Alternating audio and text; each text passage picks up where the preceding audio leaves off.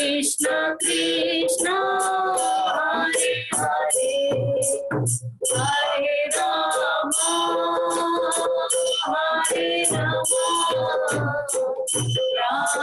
Rama Rama Hare Hare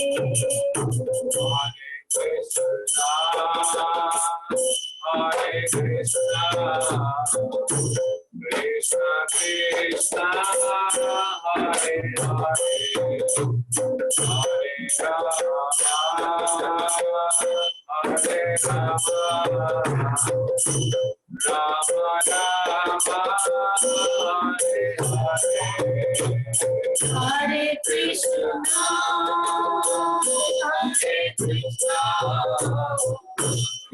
Krishna Krishna Hare Hare Hare Rama Hare Rama Rama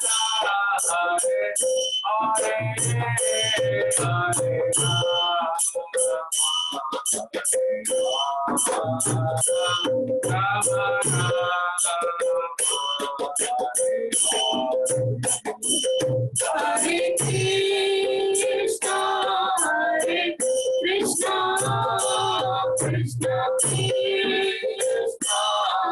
Hare Krishna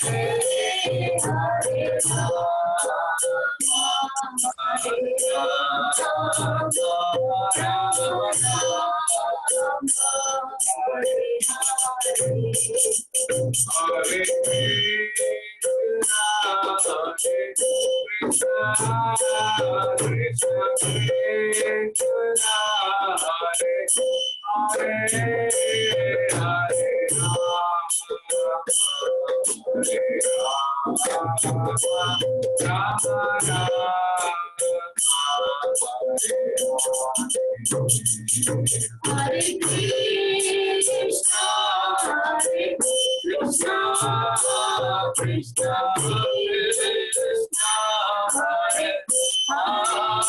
Rama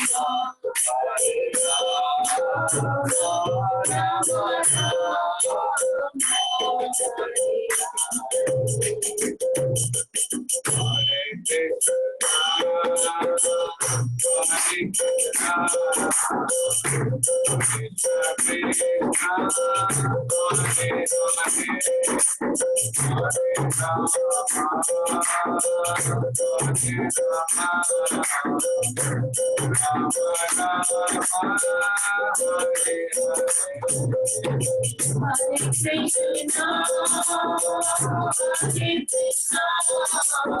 Rama Rama Rama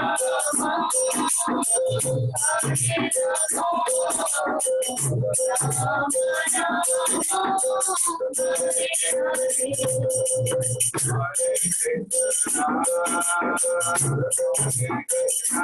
Krishna Krishna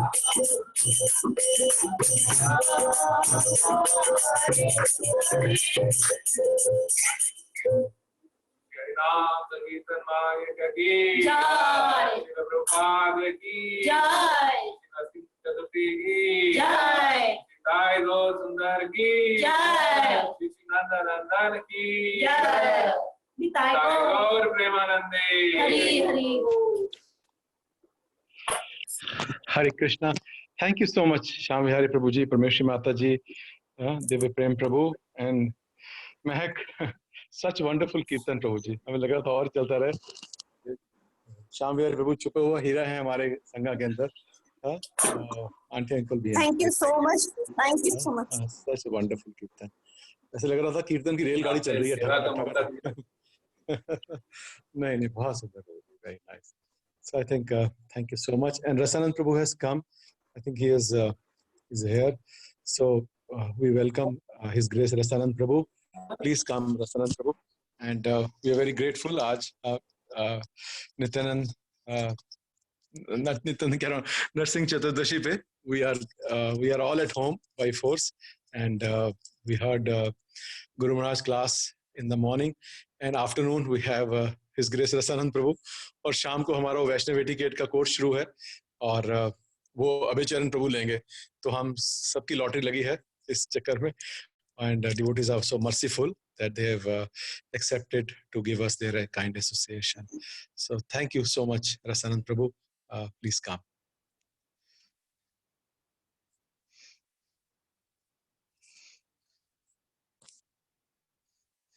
Prabhuji, you are on mute. Okay. Now, yes. Can you hear me now? Yes, now we can hear. Video is clear? Yes, Prabhuji. Video is very clear. Hare Krishna. Nishimade Bhagavan ki. Yeah. Maharaj ki. Nishimade Chaturdashi Maharaj ki. Jai. Prabhupada Sangha Bhakta Vrinda ki. Jai. Hare Krishna. Hare Krishna. I'm extremely happy to be with all the Gurugram devotees on this special occasion of Narsingh Chaturdashi. Hare Krishna. So, हम नरसिंहदेव अभी कीर्तन थे, श्याम विहारी प्रभु नरसिंह जैसे प्रार्थना करते हुए हम शुरू करते हैं, जैसे नरसिंह स्तुति करते हुए. तो आप लोग मेरे साथ से बोल सकते हैं, जय नृसिंह श्री नृसिंह. सबको अनम्यूट करना पड़ेगा रोजी, then nobody can hear. Oh, is it by default? Okay. So we'll I can reset myself. I can reset myself. Yes, no problem. Yes, Prabhuji. Ready? Okay. जय नृसिंह श्री नृसिंह जय जय नृसिंह उग्रं वीरं महाविष्णुं ज्वलन्तं सर्वतोमुखं नृसिंहं भीषणं भद्रं मृत्यु नमाम्यहम्. श्री नृसिंह जय नृसिंह जय जय नृसिंह प्रह्लादेश जय पद्म मुख पद्म भृंगम्. नमो विष्णुपदे विष्णु कृष्ण श्रीमती भक्तिवेदांत स्वामी नमस्ते सारस्वती देवी गौरवाणी निर्विशेष शून्यवादी पश्चिमदेशकारिणी मंचकल्पतरुभ्यश्च कृपासिन्धुभ्यश्च पतितानां पावनेभ्यो वैष्णवेभ्यो श्री कृष्ण चैतन्य प्रभु नित्यानंद श्री अद्वैत गदाधर शिवाचार्य गौर भक्तवृंद. हरे कृष्ण कृष्ण कृष्ण हरे हरे, हरे राम राम राम हरे हरे. हरे कृष्ण. आज बहुत ही शुभ तिथि है, भगवान नरसिंहदेव की आविर्भाव तिथि, महामहोत्सव नरसिंह चतुर्दशी. और खास करके जो हम गौड़ीय वैष्णव चैतन्य महाप्रभु के फॉलोअर्स हैं, उनके लिए नरसिंह चतुर्दशी या भगवान नरसिंहदेव बहुत ज़्यादा मायने रखते हैं. तो आज हम ये चर्चा करेंगे कि हमारे जो गौड़ीय वैष्णव संप्रदाय में ये जो चैतन्य महाप्रभु के जो फॉलोअर्स हैं, वो क्यों नरसिंहदेव भगवान को इतना प्रायोरिटी देते हैं, नरसिंहदेव भगवान की क्यों सेवा करते हैं. यद्यपि ये जो गौड़ीय वैष्णव परंपरा में हमें माना जाते हैं रूपानुग. रूपानुग का मतलब जो रूप गोस्वामी या बाकी गोस्वामियों के फॉलोअर जो सिर्फ राधा कृष्ण की सेवा करते हैं. इवन हम देखते चैतन्य महाप्रभु जब अलग अलग चैतन्य महाप्रभु लीला में देखते कि भगवान के इवन अन्य रूप जो है राधा कृष्ण छोड़ के वो भी चैतन्य महाप्रभु वर्शिप करने के लिए माना करते. जैसे मुरारी गुप्त थे जो राम लक्ष्मण सीता की पूजा करते थे, चैतन्य महाप्रभु उन्होंने मना कर दिया. चैतन्य महाप्रभु उनके बाद सिर्फ राधा कृष्ण की सेवा करना है. वेंकट भट्ट थे साउथ इंडिया में, उनको भी चैतन्य महाप्रभु ने सेम बताया, लक्ष्मी नारायण की सेवा मत करो, राधा कृष्ण की सेवा करो। एक ब्राह्मण थे साउथ इंडिया में, उनको भी चैतन्य महाप्रभु बताया कि राधा कृष्ण की सेवा करो, राम लक्ष्मण छोड़ के। जीव गोस्वामी के पिताजी थे अनुपम, उनको भी रूप सनातन ने बताया कि तुम छोड़ दो। तो हमारे जो परंपरा इसमें एक्सक्लूसिवली राधा कृष्ण और शिव को प्रायोरिटी दिए जाते हैं, क्योंकि राधा कृष्ण और शिव करने से बाकी सब कुछ ऑटोमेटिकली आ जाता है। फिर भी भगवान के बहुत से अवतार हैं, इतने अवतार में से हम नरसिंह देव को क्यों सिर्फ वर्शिप करते हैं, कभी कभी ये प्रश्न आता है। और जैसे बराहदेव कुरुमत है,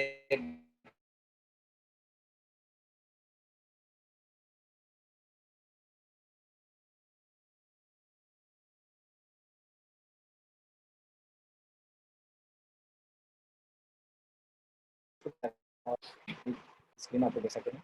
तो सबसे पहले हम देखते हैं चैतन्य महाप्रभु लीला में कि ये चैतन्य महाप्रभु जब जगन्नाथपुरी में थे, चैतन्य महाप्रभु जब जगन्नाथपुरी में थे, उस समय चैतन्य महाप्रभु रोज कोटा गोपीनाथ मंदिर में जाते थे। में से बहुत सारे भक्त लोग गए कोटा गोपीनाथ मंदिर। गदाधर पंडित वो विग्रह की सेवा करते थे, भगवान गोपीनाथ के विग्रह हैं। चैतन्य महाप्रभु रोज गदाधर पंडित के पास जाते थे, जो एक्चुअली क्षेत्र संन्यास लेकर जगन्नाथपुरी में रहते, और रोज एवरी सिंगल डे चैतन्य सुनते थे। ये जो गदाधर पंडित बहुत ही विद्वान थे और भागवतम में बहुत एक्सपर्ट थे, और बहुत ही एक्सपर्ट स्पीकर थे भागवतम के। तो इसमें चैतन्य भागवत में ऐसे वर्णन है जिसमें लिखते हैं, गदाधर परेन सम्मुख भागवत। चैतन्य महाप्रभु के सामने गदाधर पंडित श्रीमद् भागवतम पढ़ते थे, सुनिया प्रकाश प्रभु प्रेम भाव जाता। और ये गदाधर पंडित के मुंह से सुनने से चैतन्य महाप्रभु जो है उनके अंदर ये क्या बोलते हैं भाव प्रकट हो जाता था चैतन्य महाप्रभु। और खास करके क्या पढ़ते थे चैतन्य महाप्रभु के पास गदाधर पंडित, प्रहलाद चरित्र और ध्रुवेर चरित्र शतवृत्ति करिया सुनेन सरिता। तो चैतन्य महाप्रभु बार बार गदाधर पंडित से ये रिक्वेस्ट करते थे कि आप सिर्फ ये प्रहलाद और ध्रुव महाराज के चरित्र मुझे सुनाए। तो प्रहलाद और ध्रुव महाराज की जो उपाख्यान है भागवतम से वो सुनाए। और ये बात शतवृत्ति चैतन्य महाप्रभु कम से कम 100 बार तो सुन चुके, फिर भी चैतन्य महाप्रभु बार बार प्रहलाद महाराज के बारे में सुनना चाहते थे। तो कितने महत्वपूर्ण, मतलब चैतन्य महाप्रभु इस चीज की इतनी इंपॉर्टेंस दी कि 100 बार सुनने के बाद भी चैतन्य महाप्रभु कह रहे हैं मुझे बार बार ये सुनना है। हम अगर बार बार शरीर आत्मा के बारे में प्रवचन सुनते हैं, हमें लगता है प्रभु नया कोई टॉपिक है, नया कुछ बताए, लेकिन चैतन्य महाप्रभु बार बार सेम टॉपिक 100 बार सुने। तो इसलिए बताए बार बार हमें एक ही टॉपिक सुनना है, लेकिन डिफरेंट रियलाइजेशन के साथ। लेकिन चैतन्य महाप्रभु क्यों ये जो टॉपिक के प्रहलाद महाराज खासकर क्यों बार बार सुनते थे, इसलिए कि देखिए प्रहलाद ये जो दोनों बालक प्रहलाद महाराज ध्रुव महाराज 4 साल के उम्र में ये दोनों भगवान कृष्ण को प्राप्त कर, 4 और 5 साल। तो ये इसके द्वारा हमें ये पता चलते कि 4-5 साल के बालक अगर भगवान कृष्ण को प्राप्त कर सकते हैं तो it's not impossible for us, हमारे लिए इम्पॉसिबल नहीं है। तो एक प्रकार से प्रहलाद और ध्रुव महाराज भागवत में सबसे इंपॉर्टेंट कैरेक्टर जो हमें हमेशा इंस्पायरेशन देते, होप देते कि वो 5 साल में होगा तो हम 50 साल में नहीं हो पाएगा, होना चाहिए। वो अगर 4 साल में होगा तो हमें तो 40 साल में होना चाहिए भगवान को प्राप्त करना। तो ये होप देते। और चैतन्य महाप्रभु इसके लिए भी सुनते थे क्योंकि ये दोनों जो कैरेक्टर हमें डिटर्मिनेशन शिक्षा देते, कितने कठिनाई कितनी समस्या के बावजूद भी प्रहलाद महाराज ने भक्ति कंटिन्यू की। ध्रुव महाराज ने कितने संघर्ष किए भगवान को प्राप्त करने के लिए। तो भौतिक संसार में इतना संघर्ष, इतना कठिनाई स्थिति में जिस प्रकार जैसे हम अभी कर रहे हैं, ऐसी स्थिति में भी हम किस प्रकार भक्ति में दृढ़ रह सकते हैं, वो प्रहलाद महाराज बेस्ट एग्जाम्पल। और इसीलिए चैतन्य महाप्रभु साक्षात भगवान होते हुए भी प्रहलाद महाराज के कैरेक्टर से शिक्षा लेते। कितने महत्वपूर्ण प्रहलाद महाराज के चरित्र। हम भौतिक संसार में अभी लोग कितना अलग अलग प्रवचन चल रहे, लेक्चर चल रहे कोरोना के ऊपर, ये समस्या है भौतिक संसार में कितने खतरा है। ये तो कम से कम सरकार बोल रहे आप आइसोलेट रहेंगे, घर के अंदर रहेंगे तो क्वारंटाइन आपको सेफ है, बाहर में खतरा है। प्रहलाद महाराज का अंदर में भी खतरा था, जब बाहर में खतरा तो था, अंदर में भी है। उनके पिताजी के जो सेना लोग हमेशा उनके मारने के लिए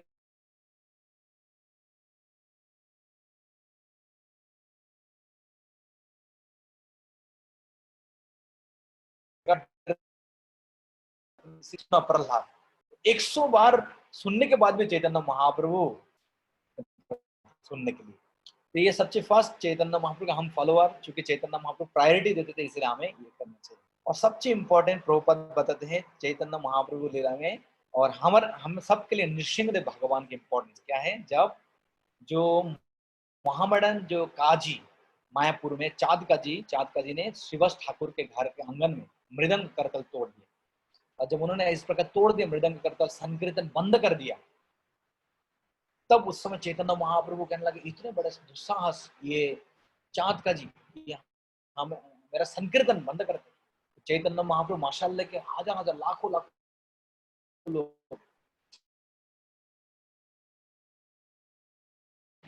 सब लोग आकर चाँद काजी के घर के सामने पहुंच गए बामनपुर के। चाँद काजी घर के अंदर से बाहर निकले और चैतन्य भागवत बहुत सुंदर वर्णन है चैतन्य चरितामृत। चाँद काजी आके चैतन्य महाप्रभु से कहते हैं महाप्रभु आप आने से पहले मैंने समझ गया मैं जो मृदंग का करताल तोड़ा वो सही नहीं था। उन्होंने क्या बोल रहे हैं, काजी कहे जबे अमी हिंदूर घरे गया कीर्तन कोरेलू माना मृदंग भंगिया, कि निमाई मुझे मैं जब हिंदुओं के घर जाकर ये मृदंग करतल कीर्तन करते तोड़ दिया था, कीर्तन कोरेलू माना मृदंग भंगिया, मृदंग तोड़ दिया था। शेई रात्रे एक सिंह महाभयंकर, उस रात को भयंकर सिंह मेरे स्वप्न में आ गया। और क्या है, किस प्रकार वो सिंह, नरदेह शरीर तो मनुष्य का है, सिंह मुख मुंह सिंह जैसे है, गर्जय विस्तर और बहुत तेज गर्जन करने लगा, मेरे सपने में आ गए। वो तो ये वो कह रहा है कि सिंह एक भयंकर मेरे सपने में आ गया। असल में सब लोग जानते वो सिंह कौन है, भगवान नरसिंह देव।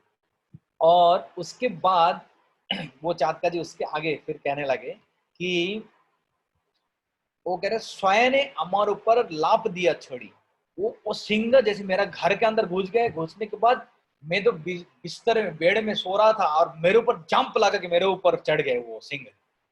और चढ़ने के बाद क्या किया, अट्ट अट्ट हंसे करे दंत कड़ मोड़ी, और इतना भयंकर हंसने लगा, हा हा हा हा। और साथ में दंत कड़ मोड़े, दंत मतलब जैसे गुस्से में कोई दांत को ऐसे पीसते रहते, ऐसे लग रहे मैं तुम्हें आज खत्म कर दूंगा। और ये जो रूप देखने के बाद मैं तो बहुत भयभीत हो गया था। और इसके बाद जो सिंह है वो मेरा छाती के ऊपर चढ़कर क्या करने लगा, मोर बुके नाख दिया घोर स्वरे वाले, और मेरे छाती के ऊपर नाखून से वो फड़ने लगा और कहने लगा फड़ी मो तुम्हारे बुक मृदंग बदले। ये बहुत सुंदर बात कही है नृसिंहदेव। क्या बताया कि मैं तुम्हारा छाती फड़ दूंगा क्योंकि तुमने मेरा मृदंग फड़ा, मृदंग तोड़ दिया इसलिए छाती तोड़ दूंगा। तो मृदंग तोड़ना बहुत भयंकर काम है। तो मृदंग करताल को सावधानी से संभालना चाहिए, टूट जाएगा तो नृसिंहदेव आ सकते हैं कभी भी। तो नृसिंहदेव भगवान कह रहे हैं कि तू मेरा मृदंग तोड़ा इसलिए मैं तेरा छाती तोड़ दूंगा। और फिर नृसिंहदेव ये कहते हैं मोर कीर्तन माना करीम तोड़ खाई, इतना बड़ा साहस, तू मेरा कीर्तन बंद करता है, तेरा सर्वनाश मैं सब खत्म कर दूंगा। और आंखी मोदी कापी आमी पाई बड़ा, और मैं तुरंत आंख बंद कर दे निमाई, इतने डर गया था मैं उस शेर को देखकर। तो निमाई चैतन्य महाप्रभु के साथ बाकी जो भक्त लोग सब लोग तो समझ रहे ये कौन है, इनको समझ में नहीं आ रहा है ये कौन है। और बोला आगे क्या हुआ, तो वो कहने लगा कि ये जो सिंह जो है इन्होंने मुझे भाई भी देखकर वो मुझे कहने लगा देखो इस बार के लिए मैं तुम्हें क्षमा कर दे रहा हूँ, अगले बार कभी में तुम बाधा डालते हो तो तुम्हें मैं तुम्हारा वंश के साथ सबको खत्म कर दूंगा। और इन्होंने साथ में और एक बात कही, निमाई ये नहीं सिर्फ और एक घटना हुआ उसमें, और एक इंसिडेंट हुआ। वो क्या है, मैं जिस दिन मुझे हिंदू लोग शिकायत की कि ये मृदंग करतल तोड़ना है, संकीर्तन बंद करना है, मैं मेरा एक सेना को भेजा था सारे हिंदुओं के घर पे मायापुर में संकीर्तन बंद करने के लिए। और वो शाम को दौड़ भाग के मेरे पास आके ये कहने लगे कि महाराज क्या हुआ। मैं जैसे हिंदुओं के घर पे संकीर्तन बंद करने के लिए गया, किसी एक भयंकर व्यक्ति के मुंह से उल्का मतलब अग्नि निकलते मुझे मेरे ऊपर फेंकने लगा अग्नि, और इतना अग्नि फेंका मेरा ऊपर, मेरा जो महामंडन जो होता है, चाचा लोग उनके दाढ़ी मोछ होता है, मेरा दाढ़ी मोछ सारे जल गया, सारे जल के मेरा मुंह में छाले हो गए, तो मैं तो अभी किसी घर में जाके माना नहीं कर पाऊंगा, मुझे क्षमा कर दो। तो नृसिंहदेव कितना पावरफुल, किस प्रकार से हरिनाम संकीर्तन को प्रोटेक्शन देते। तो इसलिए बहुत इंपॉर्टेंट हम जो गौड़ीय वैष्णव, क्योंकि हमारा मेन मकसद है हरिनाम संकीर्तन करना, हरिनाम संकीर्तन प्रचार करना। तो हरिनाम संकीर्तन में जितने भी बाधाएं आती हैं सब नृसिंहदेव भगवान रक्षा करेंगे। इसलिए प्रभुपाद ये उदाहरण देते हैं कि देखिए जब चाँदका जी कितने पावरफुल राजा होने के बावजूद भी कुछ नुकसान नहीं पहुंचा पाया संकीर्तन आंदोलन को, क्योंकि चैतन्य महाप्रभु और उनके जितने भक्त सब यूनाइटेड थे, एकत्रित थे। लेकिन प्रभुपाद कहते हैं कि दुनिया में इतने कोई भी ताकत नहीं जो संकीर्तन आंदोलन को रोक सकते, सिवा अगर हमारे बीच में आपस में भक्तों के बीच में अगर इंटरनल कंफ्लिक्ट, अगर इंटरनली भक्तों को लोग यूनाइटेड है, दुनिया में ऐसी कोई शक्ति नहीं जो ये संकीर्तन मूवमेंट को नुकसान पहुंचे। तो चैतन्य महाप्रभु इस प्रकार से जी को उन्होंने कृपा किया, चाँदका जी को ये दर्शन दिया। हम और एक लीला देखते चैतन्य महाप्रभु की लीला में आते हैं, ये ना आपको ये बचपन की लीला है, ये जो फोटो में देख रहे हैं चैतन्य महाप्रभु जब एक बार निमाई क्या कर रहे थे, जो आंगन में खेल रहे थे, उस समय एक बहुत बड़ा सांप आके उस निमाई को लपट लिया, निमाई को उनके कैल के अंदर फंसा लिया। और उस समय जब निमाई को ऐसे कर दिया तो सब लोग डर गए, सच्ची माता आके बोले अरे मेरे बच्चे को सांप ने काटने लगा। लेकिन असल में वो सांप कौन था, वो असल में शेषनाग कौन है, बलराम। तो एक प्रकार से भगवान कृष्ण के साथ खेल रहे थे ये शेषनाग। और जब उस समय भगवान कृष्ण के साथ ये शेषनाग खेल रहे थे, सच्ची माता डर गए। उस समय सच्ची माता कहने लगे कभी कभार ये चोर बदमाश आके निमाई को उठा के ले जाते, कभी कभार सांप आते हैं, तो निमाई को कैसे बचाना चाहिए। तो गांव के लोग बताए आप एक काम करो, नरसिंह स्तुति करो। तो वात्सल्य प्रेम में ये जो सच्ची माता नरसिंह देव की प्रार्थना की स्तुति की, ताकि निमाई को इस प्रकार अलग अलग विपदा से बचा सके, जिस प्रकार माँ यशोदा भगवान कृष्ण के लिए प्रार्थना करती थी। तो ये और एक उदाहरण हम देखते हैं। और एक बहुत सुंदर उदाहरण हम देखते हैं चैतन्य महाप्रभु की लीला में, वो है श्रीवास ठाकुर की लीला में हम लोग देखते हैं। ये जो श्रीवास ठाकुर नरसिंहदेव भगवान की सेवा करते थे, और एक दिन चैतन्य महाप्रभु गंगा के किनारे में चलते चलते, चैतन्य महाप्रभु गंगा किनारे में चलते चलते कुछ ग्वाल वाल देखे जो गाय चरा रहे थे, और उनके साथ चैतन्य महाप्रभु थोड़ा तेज में भागते भागते एक लाठी लेके उनके साथ थोड़ा कंफ्लिक्ट हो गया था, जैसे भागने लगा बहुत तेज, और भागते भागते चैतन्य महाप्रभु के नरसिंहदेव का आवेश हो गया और एकदम भयंकर गर्जन करने लगा सिंह जैसे। और जैसे चैतन्य महाप्रभु पास में श्रीवास ठाकुर के घर था, श्रीवास ठाकुर घर के आंगन में आ गए, और श्रीवास ठाकुर घर के आंगन में आगे चैतन्य महाप्रभु इतना तेज गर्जन करने लगा। और श्रीवास ठाकुर उस समय नरसिंहदेव की सेवा कर रहे थे, और चैतन्य महाप्रभु जिस प्रकार भगवान नरसिंहदेव खंबे को तोड़कर प्रहलाद महाराज को बचाने के लिए प्रकट हुए, उसी प्रकार श्रीवास ठाकुर के जो घर के दरवाजा बंद था, चैतन्य महाप्रभु इतना तेज है दरवाजा तोड़ दिया, तोड़ के चैतन्य महाप्रभु श्रीवास ठाकुर के घर पे प्रवेश किया। कौन है, असल में नृसिंहदेव। और तब श्रीवास ठाकुर को क्या कहने लगा, इसमें लिखा है कि Shrivas what are you doing now, Shrivas तुम क्या कर रहे हो। तो श्रीवास ठाकुर उस समय नरसिंहदेव भगवान की सेवा कर रहे थे, और बार बार श्रीवास ठाकुर ऐसे करके श्रीवास ठाकुर दरवाजा तोड़ दिया चैतन्य महाप्रभु। और चैतन्य महाप्रभु तुम किसको वर्शिप कर रहे थे, किसकी पूजा कर रहे थे, किसकी ध्यान कर रहे थे, देखो जिनकी तुम सेवा कर रहे थे, जिनकी ध्यान कर रहे थे, वो मैं हूँ, मैं तुम्हारे सामने उपस्थित। तो ये चैतन्य भागवत में वो लीला विस्तार से वर्णन, कितनी सुंदर चैतन्य महाप्रभु नरसिंहदेव भगवान के रूप में प्रकट हुए। और उसके बाद तो चैतन्य महाप्रभु ऐसे श्रीवास ठाकुर ऐसे लगने लगे कि उनके घर के अंदर आग गोला प्रवेश किए, इतना भयंकर तरजन गर्जन करने लगे चैतन्य महाप्रभु नरसिंहदेव रूप में। और तब चैतन्य महाप्रभु उनको बताया कि देखो श्रीवास, तुम मेरा जो ट्रू आइडेंटिटी, सही पहचान तुम नहीं जानते, मैं सभी अवतारों का कारण हूँ और मैं ही नरसिंहदेव हूँ। इस प्रकार से चैतन्य महाप्रभु श्रीवास ठाकुर इस प्रकार ये नरसिंहदेव भगवान के रूप में दर्शन दिए। और एक बहुत सुंदर लीला था चैतन्य महाप्रभु की लीला में, वो है नरसिंहानंद ब्रह्मचारी। ये बहुत ही महत्वपूर्ण लीला चैतन्य महाप्रभु लीला में आते हैं, क्योंकि उनके नाम से पता चलता है उनका नाम है नरसिंहानंद ब्रह्मचारी। उनका एक्चुअली पहले नाम था प्रद्युम्न ब्रह्मचारी। वो थे विद्यानगर के रहने वाला, चैतन्य महाप्रभु के जो टीचर थे गंगादास पंडित के घर के बाजू में रहते थे ये प्रद्युम्न ब्रह्मचारी। बाद में चूंकि नृसिंहदेव के भक्त थे इसलिए नृसिंहानंद ब्रह्मचारी कहते हैं। और बहुत ही उन्नत भक्त थे, चैतन्य महाप्रभु एक बार जब वृंदावन जा रहे थे, इन्होंने अपने ध्यान से रास्ता बना दिया चैतन्य महाप्रभु के लिए। वो घर पे बैठ के चैतन्य महाप्रभु उनकी यात्रा शुरू भी नहीं की, उन्होंने ध्यान से अपना रास्ता की। रास्ता में कितने सुंदर फूल की पंखुड़ी है, दोनों तरफ बहुत सुंदर पेड़ पौधे हैं और चारों तरफ सरोवर है। चैतन्य महाप्रभु उसी रास्ते से वृंदावन जा रहे हैं और उनके ध्यान अचानक टूट गए। कहाँ जाके? कान्हाई नाथशाला एक जगह है। तो उन्होंने पहले से कह दिया कि चैतन्य महाप्रभु इस बार तो वृंदावन नहीं जा पाएंगे। भक्त लोग बोल रहे चैतन्य महाप्रभु अभी तक यात्रा शुरू ही नहीं किया, तुम कैसे कह सकते हो? बोलते मैंने ध्यान से देख लिया चैतन्य महाप्रभु नहीं जा पाएंगे। असल में वो ही हुआ, चैतन्य महाप्रभु पहुंचे, रूप सनातन वहां पर मिल गए। रूप सनातन बोलते महाप्रभु इस समय आपको वृंदावन जाना सही नहीं, क्योंकि ये जो मुस्लिम राजा जो है वो आपको डिस्टर्ब कर सकते जगह जगह में, और इतना हजारों लोगों को लेके वृंदावन जाना सही नहीं। चैतन्य महाप्रभु कैंसिल कर दिया। तब सब लोग समझ गए इन नृसिंहानंद ब्रह्मचारी कितने पावरफुल कि वो ध्यान के माध्यम चैतन्य महाप्रभु के जो यात्रा को कंट्रोल कर लिया। देखो कितने पावरफुल है। तो उसके बाद इसमें नृसिंहानंद ब्रह्मचारी क्या है, वो चैतन्य महाप्रभु की सेवा करते थे, जगन्नाथ बलदेव की सेवा करते थे। और नृसिंहानंद आप इसमें देख रहे हैं, इस फोटो में क्या दिख रहे हैं? नृसिंहानंद ब्रह्मचारी के ऑल्टर में विग्रह था चैतन्य महाप्रभु, जगन्नाथ बलदेव सुभद्रा और नृसिंहानंद।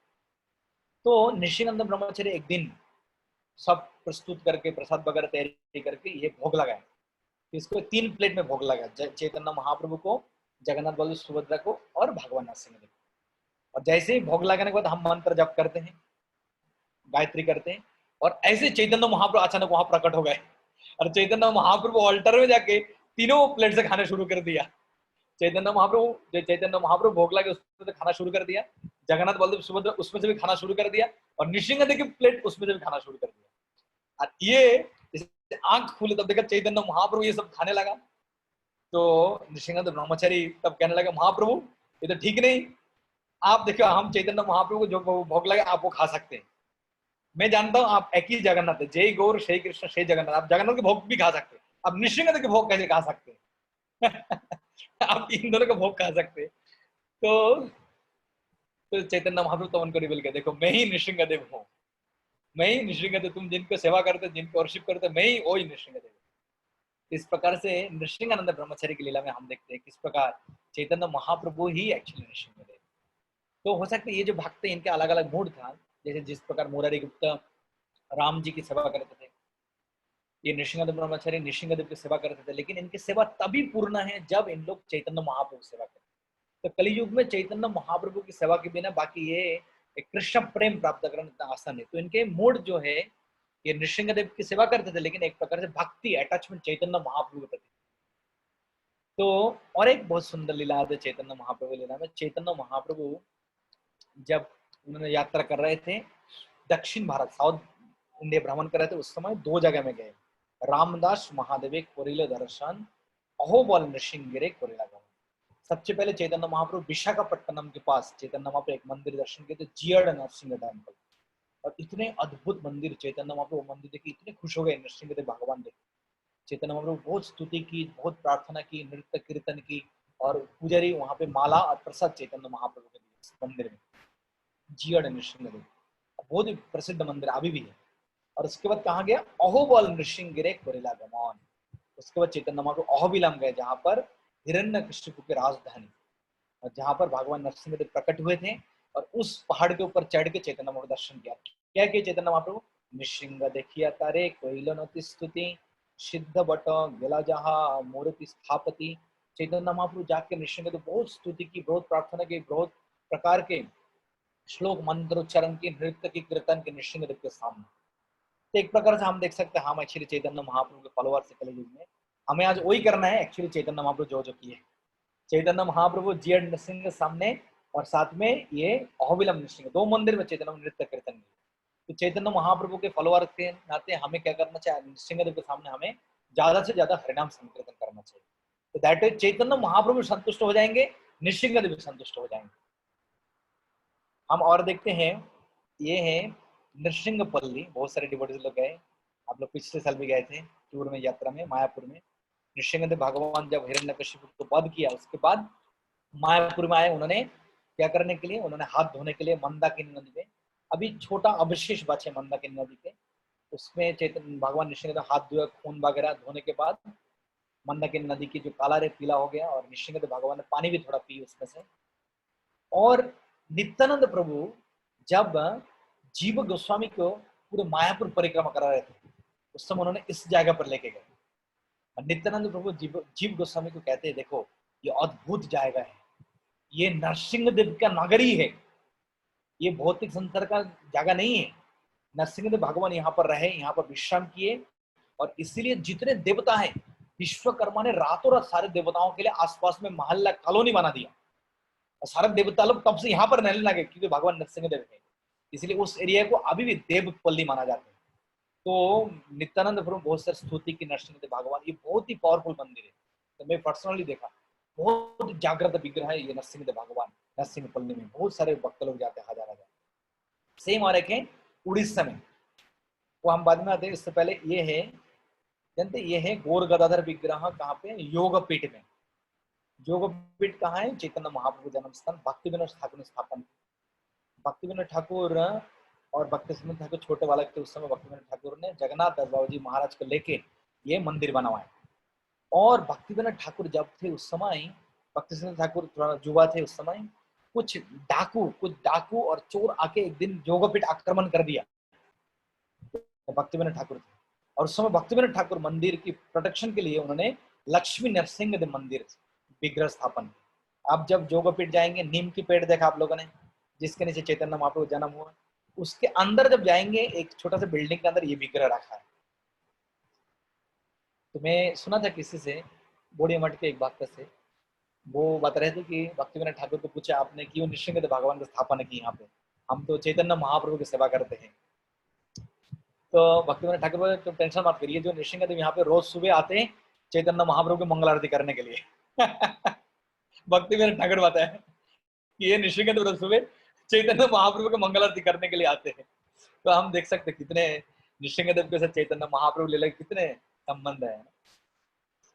और ये भी मैं किसी भक्त से सुना कि ये अद्वैत आचार्य ठाकुर चैतन्य महाप्रभु को बुलाने के लिए गंगा के किनारे में शालग्राम शिला सेवा करते थे। ये मंत्र पाठ करते, तुलसी दल मात्रेण जलस्य चुलकेन वा विकृणिते श्याम आत्मनम भक्तिभ्यो भक्तवत्सलम, कि थोड़ा सा तुलसी पत्र और गंगा पानी दे के अगर शालग्राम शिला भगवान की सेवा करते, भगवान इतने प्रसन्न हो जाते कि भगवान दर्शन देते थे। इसलिए उन्होंने वृंदावन छोड़ के आ गए चैतन्य महाप्रभु को प्रकट कराने के लिए। तो कोई बोलते ये जो विष्णु शिला है वो नरसिंह शिला उनके पास था, जिस शिला को उन्होंने सेवा की थी। तो इसलिए उसमें भी चैतन्य महाप्रभु प्रकट के समय भी नरसिंहदेव है एक प्रकार से। और ये और एक गौड़ीय वैष्णव हम देखते चैतन्य महाप्रभु जब रथ यात्रा हर साल करते थे, जो जगन्नाथपुरी में गए थे आप लोग, याद है? कुछ भक्त लोग आप लोग थे लास्ट ईयर दिसंबर पिलग्रिमेज में, याद है? गुंडीचा मंदिर के बिल्कुल पीछे एडजेसेंट टच करके एक नृसिंह मंदिर है, बहुत ही अद्भुत, बहुत ही सुंदर विग्रह, बहुत ही पावरफुल विग्रह। चैतन्य महाप्रभु जैसे ही रात गुंडीचा मंदिर पहुंच जाते थे, उसके बाद उस नरसिंह मंदिर में जाकर दर्शन करते थे, नृत्य कीर्तन करते थे। ये इतने पावरफुल विग्रह, मैंने मतलब खुद मैं 5 साल नरसिंह चतुर्दशी में इस मंदिर में था, उड़ीसा जगन्नाथपुरी में मनाया था किसी नरसिंहदेव, मैं पर्सनल, बहुत ही पावरफुल। चैतन्य महाप्रभु यहाँ पर नरसिंह दर्शन करने के लिए जाते थे जगन्नाथपुरी। और ऐसे और भी सुंदर लीला है। और हम खत्म करते ये गौड़ीय वैष्णव में मायापुर में नरसिंहदेव, जिसकी वजह से हम नरसिंहदेव की सेवा करते हैं सब जगह में।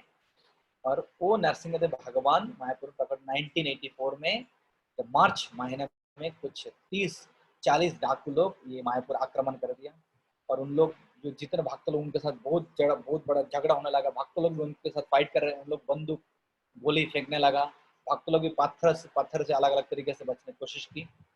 और उन लोगों ने सबसे पहले चोरी करने के लिए आए प्रभुपाद की विग्रह और राधा रानी की छोटी विग्रह, राधा रानी का छोटा विग्रह चोरी कर लिया।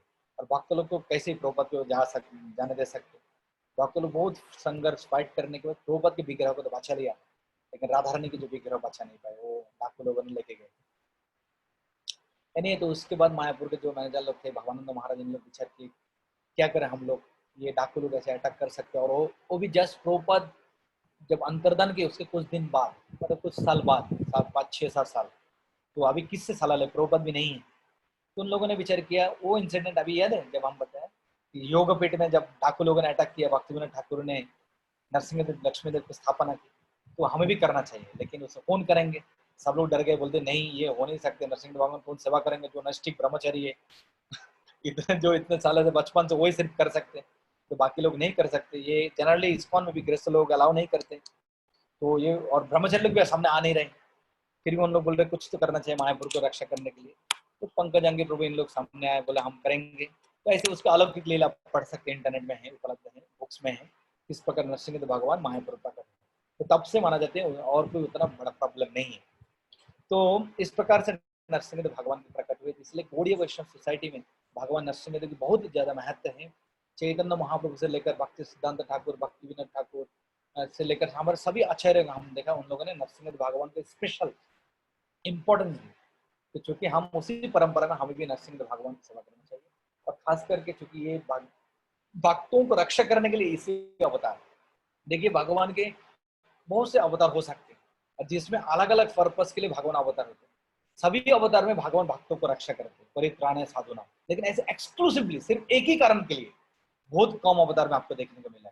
सिर्फ एक ही कारण के लिए, इसी रूप लिए, किसके लिए? सिर्फ प्रहलाद के लिए, और किसी के लिए नहीं, क्योंकि उनके पिताजी ने ऐसे शर्त लगाया कि इसी रूप सिर्फ उनके लिए लेना पड़े उन भगवान को, और कोई फंक्शन नहीं था उस समय, और कोई पर्पस नहीं था। तो एक ही अवतार सिर्फ भक्तों को रक्षा करने के लिए ऐसे अद्भुत रूप लेकर आए। तो चूंकि हम भक्त हैं, इसलिए हम, यद्यपि शास्त्र में कहते हैं कि मारवी राखवी यो इच्छा तोहरा, हम भगवान आप हमें रक्षा करें या हम हमें मारे, ये आपके ऊपर है।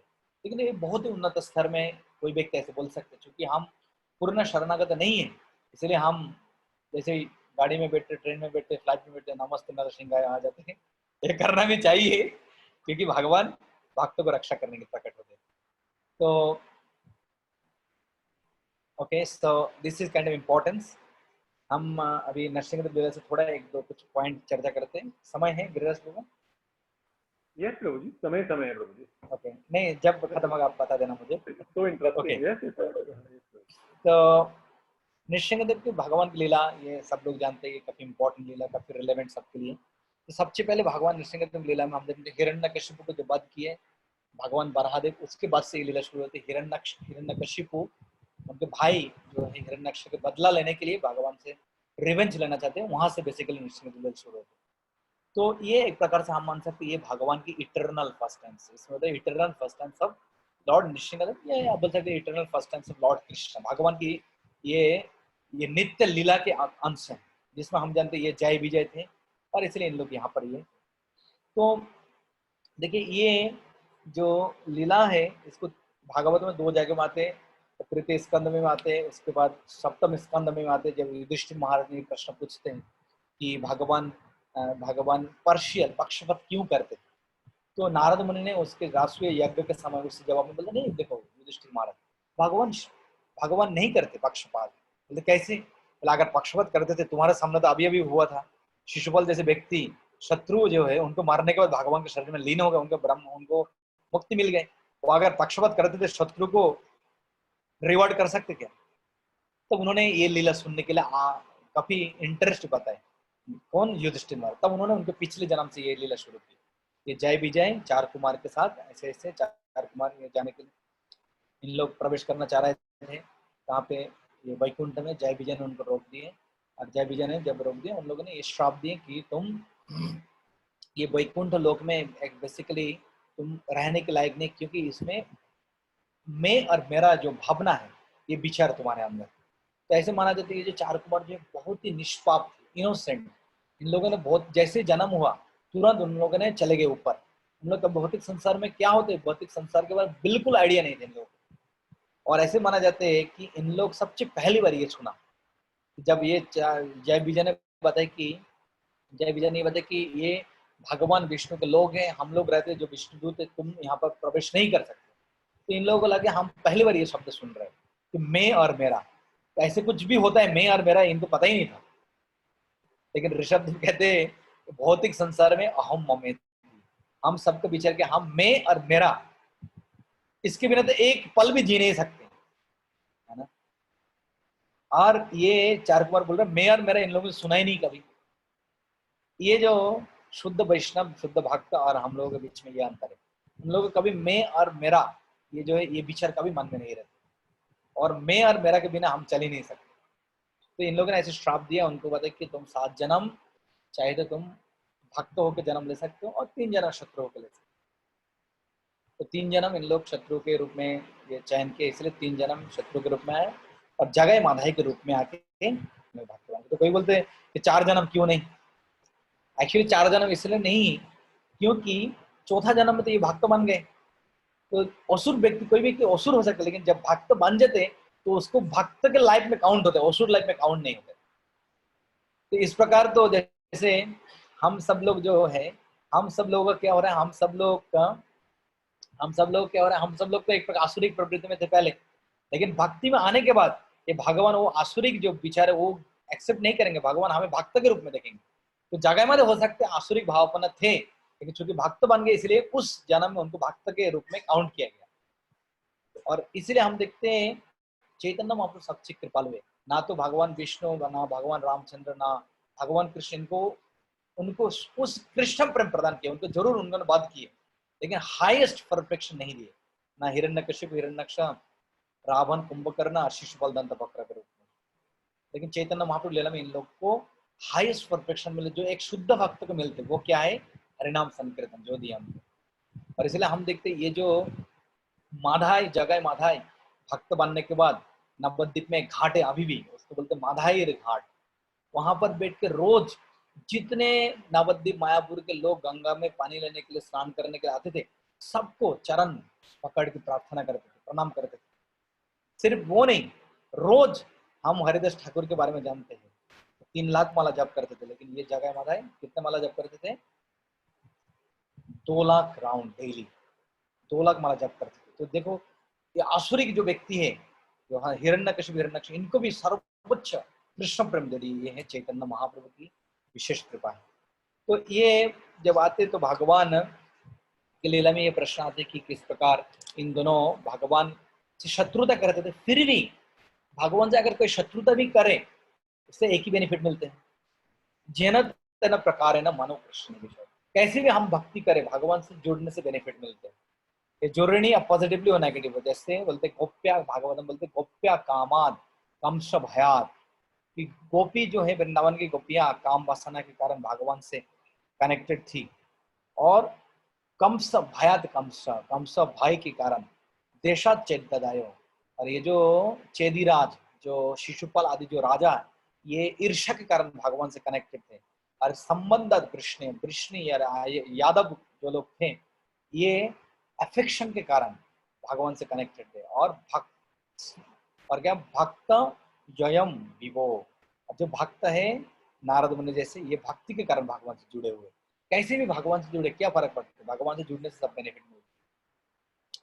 तो इस प्रसंग में ये शास्त्र में हम जो रोज प्रार्थना करते हैं कि ओम अपवित्र पवित्रवाम सर्वस्थागतो पिबा यस्मरेत पुंडरीकाक्षम सबाह्य हो। पवित्र हो अपवित्र हो, भगवान कृष्ण से जुड़ने से वो तुरंत शुद्ध हो जाता है। तो कोई नेगेटिवली करे पॉजिटिवली करे, लेकिन बेनिफिट तो मिलते हैं। जैसे कोई अगर मेडिटेट करते हैं नेगेटिवली, फिर भी उनको बेनिफिट मिलते हैं। कैटरपिलर और बटरफ्लाई के उदाहरण हम जानते हैं, तितली और जो वो क्या बोलते कीड़ा जो। इसलिए नारद मुनि कहते थे कि देखो कंस जितना भगवान कृष्ण का नाम स्मरण करते हैं, मैं बिना में भी नारायण नारायण उतना स्मरण नहीं करता हूँ, क्योंकि वो डर के कारण करते, तो मैं प्रेम से भी उतना नहीं करता हूँ। और नारद मुनि तब उसके उत्तर में युधिष्ठिर में एक बहुत ही सुंदर कारण बताते, बोलते क्यों कृष्ण के लिए शत्रु मित्र क्यों नहीं है, और हम जो भौतिक जगत में हमारे लिए क्यों शत्रु मित्र है, कोई हमारे मित्र है कोई हमारे शत्रु है, भगवान के लिए क्यों नहीं है। भगवान कृष्ण भगवत गीता में क्लैरिफाई करते, सम अहम सर्वभूत नौ में दृश्यस्ति नौ प्रिय। ऐसे हम बोल सकते कोई मेरा प्रिय नहीं, कोई मेरा शत्रु नहीं, बहुत मुश्किल हो जाएगा हमारे लिए। लेकिन भगवान कृष्ण कैसे कह सकते, नारद मुनि बताते, बोलते भगवान के 2 गुण है, वो क्या है, वो बोलते हैं कि त्रिगुणातीत और अजन्मा, ये 2 गुण के कारण भगवान के शत्रु नहीं। क्या है, 3 गुण के ऊपर, 3 गुण के ऊपर होगा तो क्या है, ये जड़ शरीर नहीं हो व्यक्ति। अभी आपको गाली दिया, आप बदमाश हो, तो बोले मेरा शरीर में गाली दिया, मैं तो शरीर नहीं हूँ, मैं तो शरीर नहीं, शरीर के ऊपर हूँ, तो मेरे शरीर को गाली दिया, मुझे तो गाली नहीं दिया। तो वो व्यक्ति को जो 3 गुण के ऊपर है, उनके शरीर के द्वारा प्रभावित हो ही नहीं रहे। शिशुपाल जितने बार गाली दिए, थोड़ी ना भगवान ले लिया, नहीं लिया भगवान। और अजन्मा है, वो जन्म नहीं लेते, मुझे क्या क्या नुकसान पहुंचा सकते हैं लोग गाली देके। तो इसलिए नारद मुनि कहते हैं भगवान के लिए शत्रु मित्र दोनों बराबर है। जैसे उदाहरण, इसलिए इस प्रसंग में उदाहरण देते हैं, 2 उदाहरण आते हैं शास्त्रों में, बहुत सुंदर उदाहरण। एक क्या, प्रभुपद के नारद जी, अग्नि में, आग में जानबूझ के हाथ डालेंगे तभी जलेगा, नहीं जानबूझ के हाथ डालेंगे तब भी जलेगा। तो भगवान को जानबूझ के हाथ डालेंगे तो भगवान तब भी जलेगा, नहीं होगा। और सूरज का उदाहरण देते हैं, तो एक प्रकार से सनराइज सनसेट दोनों अपीयरेंस एक जैसे लगते हैं। तो इसलिए नारद मुनि ये बताते हैं कि ये जो दोनों भाई 3 जन्म में अलग अलग शत्रु के रूप में आए भगवान के पास, फिर भी ये भगवान के शरीर में मार्च हुआ। तो इसलिए ये भगवान का नित्य लीला के एक अंश है, हम ये समझ सकते हैं। तो इसके बाद हम देखते हैं जब शिष्य ये हिरण्यकशिपु तब इसलिए बदला लेना चाह रहे थे कि मेरे पिताजी भाई को मार दिए हिरण्यक्ष को, इसलिए हम बदले। हिरण्यक्ष जब मर गए, मरने के बाद वो सब लोग निराश, उनके घर पे उनके माँ, उनके भाभी, उनके भाई के बेटा, सारे परिवार के लोग, क्योंकि उनके भाई को मार दिया। तो हिरण्यकशिपु ने उपदेश देने लगा। ये बहुत सुंदर एपिसोड है, आप लोग पढ़ सकते हैं। हिरण्यकशिपु को उपदेश दिव्य ज्ञान बट रहे अपने भाई के जो पत्नी है, अपने परिवार के लोगों को। तो ये बहुत सुंदर एक थोड़ा क्या बोलते हैं फानी इंस्ट्रक्शन है। हिरण्यकशिपु इतने बड़े बड़े इंस्ट्रक्शन दे रहा है कि शरीर नहीं है, आत्मा है, आप क्यों शोक कर रहे हैं माँ, शोक नहीं करना चाहिए, आपके बेटा जो मार गए वो तो आत्मा है, भगवत सिद्धांत। उस प्रसंग में उन्होंने उसी नर के एक व्यक्ति की कल कहानी भी सुना है, भागवत में पढ़ते कितने सारे करके उनको स्पेसिफाई कर लिया। इतने बड़े विद्वान, देखो वो कितने विद्वान है, उनके भाई ने कितने हजार हजार लोगों को मारा, पूरे पृथ्वी को रसातल में डुबा दिया, इतने लोगों को मारा, उनके विचार नहीं करेगा। और भगवान ने उनके भाई को मारा, उनके विचार खतरा, उनको रिवेंज लेना। ये आश्चर्य व्यक्ति का मनोभाव, इतने सेल्फ इंटरेस्टेड, इतने सेल्फ सेंटर्ड, सेल्फ सेंट्रिक। ये भौतिक जगत में हम आजकल देखते लोग इतने सेल्फ सेंट्रिक, हमारे परिवार, हमारे बेटा को, हमारे परिवार कुछ हुआ हम किसी को छोड़ेंगे नहीं, और हमारे कोई अगर दूसरे को नुकसान पहुंचाते हैं हम कुछ नहीं बोलेंगे। This is Hiranyakashipu's mentality. Hiranyakashipu इस प्रकार से तो हम उनको बदला लेंगे, तुम्हारा भाई इतना नुकसान पहुंचा उनको बदला नहीं लोगे। तो हिरण्यकशिपु एक प्रकार सबको इस प्रकार उपदेश दे रहे थे कि ये ना ऐसे शोक करके क्या फायदा है, जो व्यक्ति आत्म तत्व जानते हैं वो शोक नहीं करते हैं। जैसे इस प्रसंग में उदाहरण है, महाभारत में उदाहरण था, किसका उदाहरण, ये ज्ञान रहने से सफिशिएंट नहीं, ज्ञान का सही इस्तेमाल होना इंपॉर्टेंट। ये क्या बोलते हैं, जरासंध और शिशुपाल, जरासंध शिशुपाल के बीच में वार्तालाप हो रहा था। जब याद है भगवान कृष्णा रुक्मिणी को शादी की और उठा के लेके गए भगवान कृष्णा, और उनके रुक्मिणी जी के जो भाई है वो कौन है, वो है रुक्मी। और रुक्मी के साथ शिशुपाल और ये दंतवक्र जरासंध के काफी दोस्त। और रुक्मी क्या चाहते थे, रुक्मी क्या चाहता था कि शिशुपाल से शादी हो उनके बहन की, लेकिन भगवान कृष्ण आके उठा के लेके गए रुक्मिणी को, और शिशुपाल गुस्से हो गए, हार गए, सबके सामने अपमान हो गए कि मैं शादी करने के लिए आया मंडप में, यार मेरी बीवी की पत्नी को उठा के लेके गए। तब उस समय ये इंसिडेंट है, जरासंध और ये सब मित्र थे, सब लोग बात कर रहे हैं। जरासंध उस समय भागवत गीता आध्यात्मिक ज्ञान उपदेश देते। देखो भौतिक संसार में हार जीत में क्या फर्क पड़ते हैं, कभी हार होगा कभी जीत होगा। कितने बड़े बुद्धिमान है, कितना ज्ञान दे रहे जरासंध। बोलते देखो मैंने भी तो 70 बार हारा, क्या नुकसान है, तो बोलते एक बार हारे उसमें क्या है।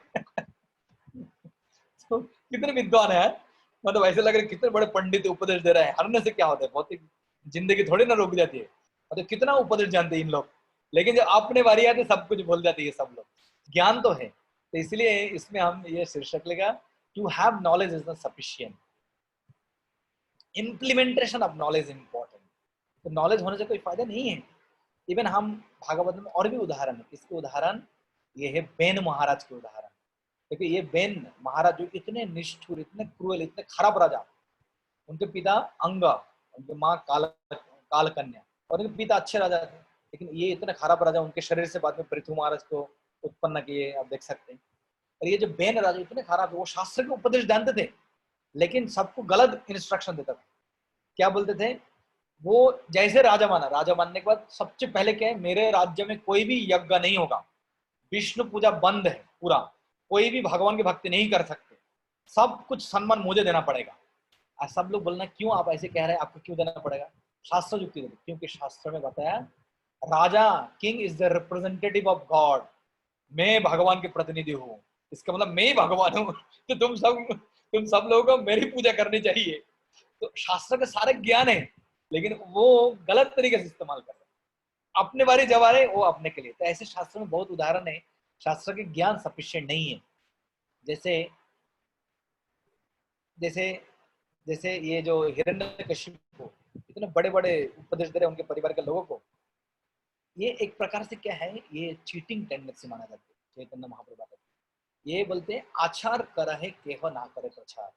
कोई कोई भक्त क्या करते हैं, आचरण करते लेकिन प्रचार नहीं करते। प्रचार करहे केह ना करे आचार, कोई प्रचार तो करते हैं लेकिन आचरण नहीं करते। लेकिन सनातन गोस्वामी हरिदास ठाकुर से कहते हैं, आचार प्रचार नामेर करह दुई कार्य, तुम्ही सर्वगुरु तुम जगत राजा। हरिदास ठाकुर तुम सबसे श्रेष्ठ आचार्य, क्योंकि तुम आचरण भी कर रहे हो, तुम प्रचार भी कर रहे हो। तो ये हिरण्यकशिपु के मनोभाव क्या है, ये हमारे अंदर भी कभी कभार ऐसे मनोभाव रहते हैं कि हम प्रचार तो करते हैं लेकिन खुद आचरण नहीं करते। भागवत गीता को दिव्योपदेश बहुत बड़ी बड़ी बात तो करते हैं लेकिन खुद फॉलो नहीं करते। इसका मतलब ये नहीं हमें प्रचार बंद करना है, लेकिन हमें कोशिश करना चाहिए जो हम बोल रहे फॉलो करें। भक्ति विनोद ठाकुर इसलिए बताया कि माथाय तिलक गलाय माला, তারপর माथाय शिखा कपाले तिलक गलाय माला, सेও तो एक कलिर छिला। ऐसे धोती कुर्ता गला में माला ऐसे सब कुछ करने के कली युग में कली का छेला भी ऐसे होता है। ऐसे जरूरी नहीं वो ऐसे कोई भी साधने से वो वैष्णव हो जाते हैं, लेकिन इसका मतलब ये भी नहीं हम ऐसे वैष्णव ड्रेस पोशाक नहीं पहनेंगे। लेकिन कहने का मतलब शास्त्र में ये बता रहे हम जो करते हैं हमें बोलते फॉलो करने से अच्छा है। नहीं तो भागवत गीता में कृष्ण क्या बताते, मिथ्याचार साहुच्यते, ही इज अ प्रिटेंडर। तो हिरण्यकशिपु ने बड़े बड़े उपदेश दिए लेकिन खुद बिल्कुल फॉलो नहीं करते। तो ऐसे व्यक्ति के जो मनोभाव है, ऐसे व्यक्ति के मनोभाव प्रिटेंडर माना जाते हैं। जैसे मुझे किसी ने बताया, एक छोटा सा गल्प है, वो बता रहे कि एक साधु महात्मा थे और उनका जो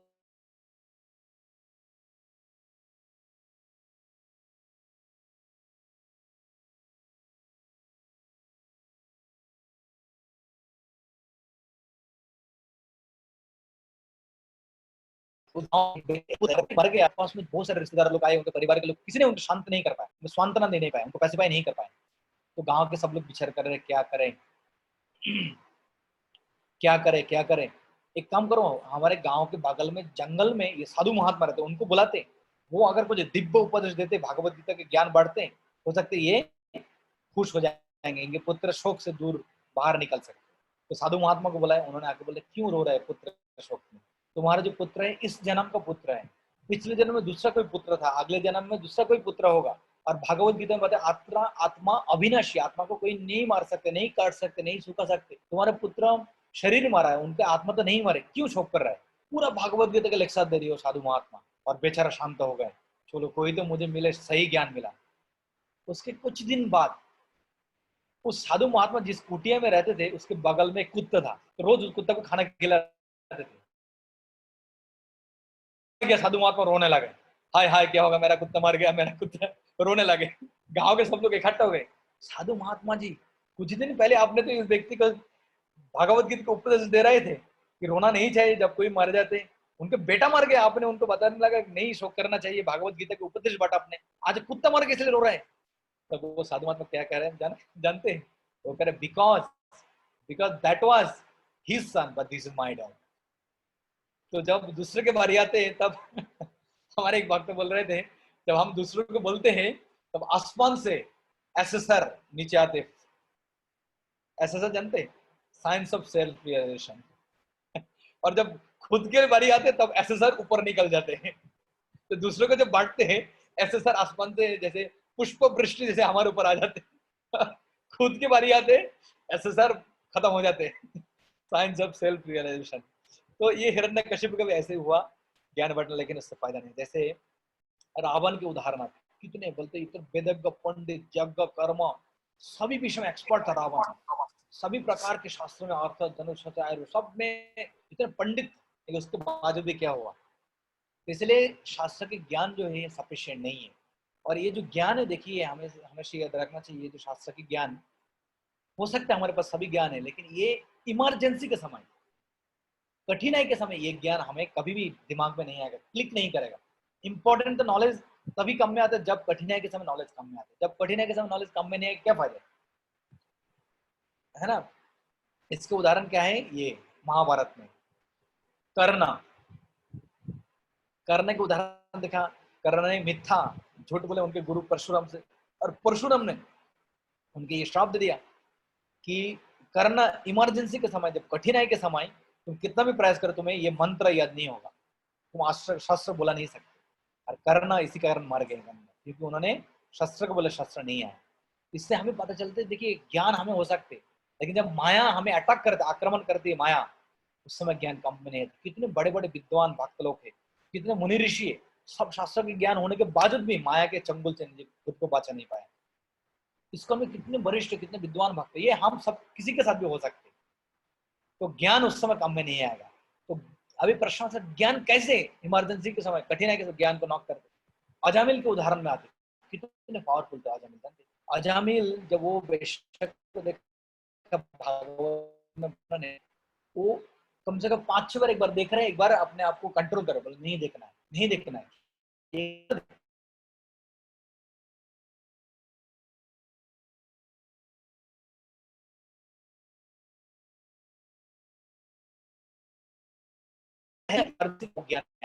और गुरु की कृपा नहीं होगा तो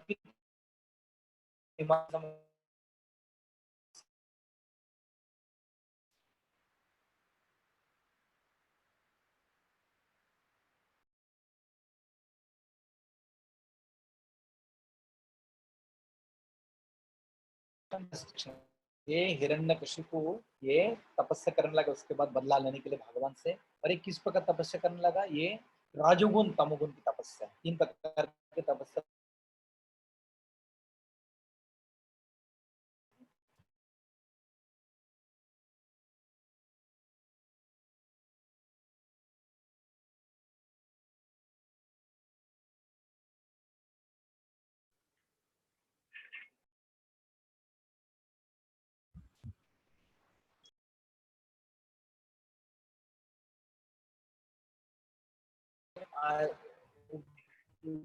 दूसरों से रिवर इस आशा लेकर जो भी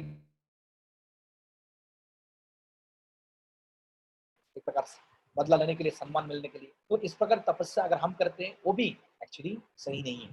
तो भक्त लोग जनरली नहीं करते। हम लोग शब्द बताते तपो दीपम, हम दीप पर तपस्या करते। लेकिन कभी कभार सटल में हमारे मन में ऐसे विचार आ सकते, चलो हम आज ऐसे तपस्या करेंगे, ऐसे व्रत करेंगे, सब लोग देखेंगे।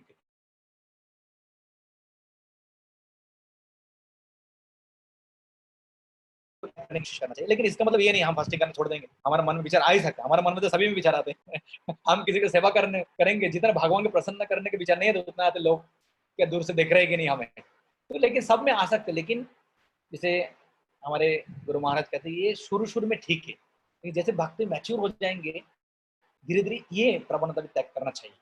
क्योंकि एक समय हमें विचार करना चाहिए, हम जो कुछ करें सिर्फ भगवान की प्रसन्नता के लिए।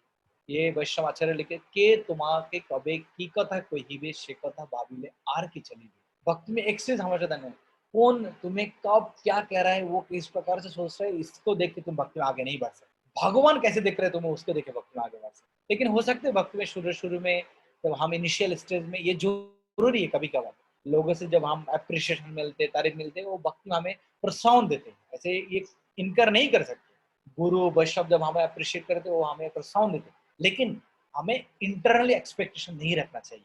वो एक प्रकार से क्या हो जाएगा, राजोगुण की तपस्या हो जाएगा भगवत गीता के अनुसार। तो ये इस प्रकार तपस्या की, लेकिन तपस्या के द्वारा क्या भगवान को प्राप्त कर सकते, इम्पॉसिबल, कभी नहीं। ये जड़ भरत को महाराज रघुगण ने ये प्रश्न पूछे कि जड़ भरत बताओ भगवान को कैसे प्राप्त कर सकते हैं। तो उन्होंने सबसे पहले ये इनकार कर दिया, रघुगण एतस तपसा न जाति। महाराज रघुगण तपस्या के माध्यम भगवान को तो नहीं जान सकते, तो कैसे प्राप्त कर सकते। नौ चेज्य, ना तो विग्रह सेवा करके भी भगवान को प्राप्त नहीं कर सकते, कैसे प्राप्त कर सकते। नौ निर्वापनाद गृहस्थ, ना तो घर गृहस्थ छोड़ के संन्यास लेने से भी आप भगवान को प्राप्त नहीं कर सकते। तो जलाग्नि सूर्य, ना तो सर्दी के मौसम में ठंडे पानी में जाके खड़े हो जाएंगे या अग्नि में प्रवेश करेंगे, तब भी भगवान को प्राप्त नहीं कर सकते। तो कैसे प्राप्त कर सकते, बिना महोत्पादो रजो, जब तक भगवान के शुद्ध भक्तों के चरण धूलि हम अपने शरीर में नहीं लगाएंगे, उनके चरण चिन्ह पर नहीं चलेंगे, ये इम्पॉसिबल इम्पॉसिबल इम्पॉसिबल, किसी भी तरीके से भगवान को प्राप्त नहीं कर सकते। ये हर एक शास्त्र में रिपीट करते हैं, हम इस चीज को समझे या ना समझे, इसके बिना और कोई उपाय नहीं है, गारंटेड। छड़िया वैष्णव सेवा निष्ठा।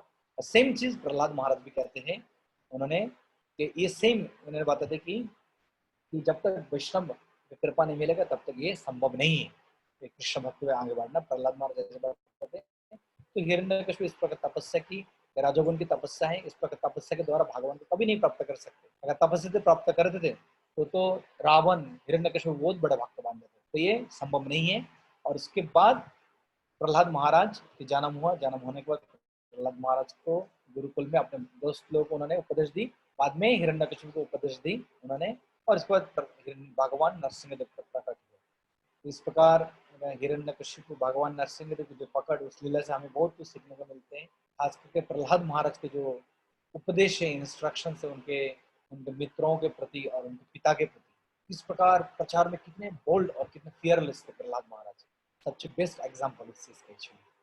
तो हमें आज की नरसिंह चतुर्दशी के दिन में भगवान नरसिंह से प्रार्थना करनी चाहिए ताकि हमें भी वे प्रहलाद महाराज जैसे कृपा करें, हम भी प्रहलाद महाराज एक महाजन है, प्रहलाद जनक भीष्म, प्रहलाद महाराज के हम पदांक का चरण चिन्ह अनुसरण करते हुए भक्ति में दृढ़ रह सके। इस कठिन स्थिति में, ये जो भयावह स्थिति वर्तमान समय, उस समय में भी हम किस प्रकार दृढ़ रह सके, प्रहलाद महाराज से हम प्रार्थना करते ताकि वो हमें कृपा करें, हम भक्ति में और मजबूत रहें। हरे कृष्ण। विष्णुदेव भगवान की जय। प्रहलाद महाराज की बहुत Hare Krishna. Finish 1 minute before. Hare Krishna. Thank you so very much प्रभु जी।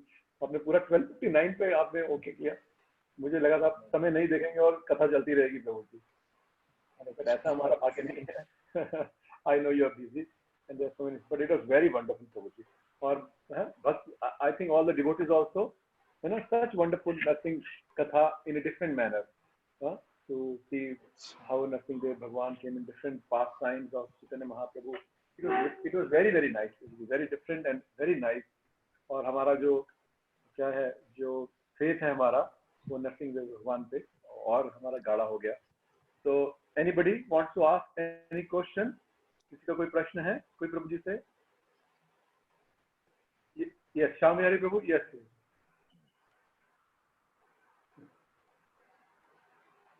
हरे कृष्ण प्रभु। सिर्फ हाथ ही दिखाएंगे, डिजिटल हैंड, हरे कृष्ण चेहरा नहीं प्रभु। दिखाएंगे, दर्शन नहीं दिखाएंगे। प्रकट हो गए प्रभु जी, अभी फोन में से प्रकट हो गए। हरे कृष्ण प्रभु। थैंक यू सो मच प्रभु, आपने इतना बहुत ही सुंदर नरसिंह चतुर्थी वाले दिन अपना उनकी कथा, उनके जो पास टाइम और स्पेशली चैतन्य महाप्रभु के पास टाइम बताए, जो बहुत सुंदर, बहुत आनंद आया प्रभु। प्रभु जी एक मुझे क्वेश्चन था, एक सुबह जो महाराज की क्लास हुई थी उसकी रिगार्डिंग था, क्या मैं पूछ सकता हूँ? श्योर। जैसे वो अंगदान की बात, एक क्वेश्चन किया था एक प्रभु जी ने कि क्या डिवोटीज को कर सकते हैं क्या अंगदान, ऐसा कुछ है? हाँ, एक्चुअली उसके बाद और किसी ने वैसे पूछा था, जब महाराज ने ऐसे बताया, उसके बाद किसी ने बताया व्हाट अबाउट डिवोटीज, जो डिवोटीज जैसे श्याम सुंदर प्रभु थे, उनको आंदोलन किए, जो चौपाटी मंदिर के भक्त, एक भक्त ने, फिर और भी डिवोटीज के लिए दे सकते कि नहीं, वो प्रश्न एक्चुअली किसी को पूछना चाहिए था। आप अच्छा है गुरु महाराज, कल पूछ लीजिए, वो अच्छा रहेगा। कल, लेकिन मुझे लग रहा है माना तो नहीं करेंगे भक्तों के लिए, क्योंकि देखिए ये भक्तों के से संबंध, ये क्या बता रहे हैं आज, क्या बताया महाराज आंसर में कि ये दूसरे शरीर में आप अगर चले जाते हैं तो अटैचमेंट बने रहेंगे। अब भक्त के शरीर में जाएंगे तो अटैचमेंट किसके प्रति, कृष्ण के प्रति होंगे, खास करके किसी वरिष्ठ भक्त में गए तो उससे आपको बेनिफिट हो रहा है ना, आपको बेनिफिट हो रहा है। और ये भक्तों को भी देते हैं, देखिए ये तो डेफिनेटली ये अंडरस्टैंडेबल, क्योंकि भक्तों को कब देते, जरूर किसी भक्त ना किसी भक्त के इंस्ट्रक्शन पर ही देते, जैसे वो श्याम सुंदर प्रभु को दिए, राधानाथ महाराज ने उनके एक शिष्य को बताया, क्योंकि प्रभुपद के श्याम सुंदर जाना की याद है, उनको प्रभुपद बॉम्बे में लेके आए थे, चौपाटी इस जगह में मंदिर बनना चाहिए, उनको फर्स्ट इंस्ट्रक्शन मिले, क्योंकि गुरु जब आदेश दिया, मतलब ये आसक्ति तो क्या चढ़ दी, वो बहुत ऊपर चले जाते हैं उस बात, मतलब उससे तो उनको भगवान में आसक्ति और बढ़ जाएगी, क्योंकि एक गुरु का आदेश मिल गए, प्रभुपद के डेडिकेटेड सेवक उनके प्राण बचाए, जैसे जयप्रदा महाराज के जो भी भक्त दिए। अभी एक मैंने सुना, एक जो महामडन है, उनके लीवर और उनके किडनी ट्रांसप्लांट, आप देखो वो महामडन कितने सौभाग्यवान, जिनके 60-70,000 disciples all over the world, इतना लाखों लोगों को जिन्होंने भागवत धाम ले जा रहा है, उनको एक महामडन ने दिया, तो उनको क्या गति करेंगे भगवान, आप समझ सकते। चैतन्य महाप्रभु जिन्होंने चैतन्य महाप्रभु के नगरी को बनाया मायापुर में, उनको जिन्होंने दिया, उनको तो भगवान कुछ पाप पुण्य विचार नहीं करेंगे, उनको जरूर रिवॉर्ड मिलेगा। तो भक्तों के लिए देंगे तो डेफिनेटली बेनिफिट है, लेकिन वो डेफिनेटली किसी भक्तों के इंस्ट्रक्शन ऑर्डर में वो करने से डेफिनेटली जस्टिफाइड हो जाता है। लेकिन आप प्रश्न करेंगे तो अच्छा है, गुरुमात से और क्लैरिफिकेशन मिल जाएंगे। ठीक है प्रभु, thank you so much, thank you. Hare Krishna. Hare Krishna. किसी और का कोई प्रश्न है प्रभु जी से? Does anybody want to ask any other question? Okay then, so no question. The katha was very nice, Prabhu ji. It was not philosophy, so the katha was very nice. So thank you so very much प्रभु जी। अभी lockdown चल रहा है, तो आप दिन भी आपको परेशान करेंगे प्रभु जी। नहीं, इट्स ओके। लॉकडाउन में जब भक्तों के संग करते तब लगते हैं लॉकडाउन में नहीं हम लोग। एक प्रकार से आप बोल रहे हैं लॉकडाउन में दिस इज मुक्ति, लिबरेशन इन लॉकडाउन। प्रभु जी हरे कृष्णा। कौन बोल रहे हैं? हरे कृष्णा प्रभु, नितिन बोल रहा हूँ उज्जैन से। ओ अच्छा, नितिन। एक क्वेश्चन था प्रभु जी आपसे कि नरसिंह भगवान के साथ लक्ष्मी जी का नाम क्यों जोड़ा जाता है, किसी और का नहीं? जैसे राधा जी का नहीं जोड़ा गया, सीता। ओके, हाँ, अच्छा प्रश्न है। नरसिंह भगवान एक्चुअली विष्णु है ना, विष्णु के साथ हमेशा विष्णु की जो कंसर्ट है वो लक्ष्मी देवी होती है। जैसे राम के साथ सीता देवी, भगवान राम के साथ आप राधा रानी को नहीं देखेंगे। तो ये नरसिंह देव, ये वैकुंठ में 24 प्रकार विष्णु है, उसमें से एक नरसिंह देव भगवान भी है। भगवान विष्णु के 24 अलग अलग प्रकार है, जिसमें नरसिंह, तो हर एक के साथ लक्ष्मी देवी एक्चुअली होते हैं हमेशा, ठीक है। उनकी पत्नी है लक्ष्मी देवी। तो जैसे हम उसमें देखते हैं नरसिंह देव, बोलिए। मतलब नरसिंह भगवान का संबंध वैकुंठ से है ना? हाँ, वैकुंठ से नरसिंह भगवान का, हाँ, वैकुंठ से। भगवान राम अयोध्या लोक से, कृष्णा मथुरा, द्वारका और वृंदावन, तो इसलिए उनके साथ ये है।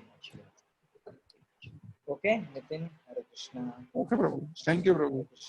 ये जो नितिन काफी हेल्प करते उज्जैन में, लीगली गुरु महाराज को बहुत सारे हेल्प किए। उनके जो भाई एक्चुअली वो नगर निगम का अध्यक्ष है, बहुत बड़े मतलब दिग्गज पॉलिटिकल लीडर है। तो बहुत काम उज्जैन में बहुत पहले कराया है। सब आपका आशीर्वाद है प्रभु। हरे कृष्णा।